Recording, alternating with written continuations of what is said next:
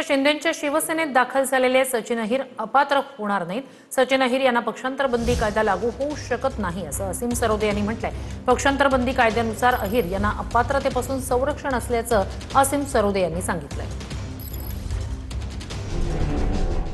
सचिन अहिर हे ठाकरेंच्या शिवसेनेत विधान परिषदेचे आमदार आहेत आणि राजीनामा न देता ते शिंदेंच्या शिवसेनेसोबत आलेत. पण असं असलं तरी त्यांच्यावर अपात्रतेची कारवाई होणार नाहीये. पक्षांतर बंदी कायदा म्हणजे शेड्यूल 10 मध्ये 5व्या परिशिष्टानुसार विशिष्ट पदांना संरक्षण आहे.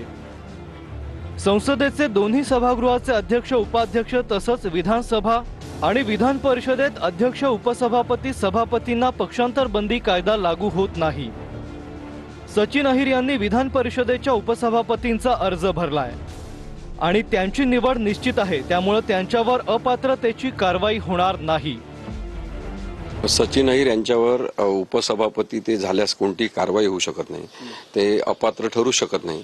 कारण की अपात्रतेच्या कारवाईपासून सभापती उपसभापती विधानसभेचे अध्यक्ष अशा सगळ्या पदांना संरक्षण देण्यात आलेलं आहे. उपसभापतीचा अर्ज त्यांनी भरलेला आहे आणि ज्या अर्थी एकनाथ शिंदेंची शिवसेना त्यानंतर भारतीय जनता पक्ष हे सगळे त्यांच्यासोबत आहेत, तर त्यांची निवड ही नक्की आहे आणि ते उपसभापती होणार आहेत.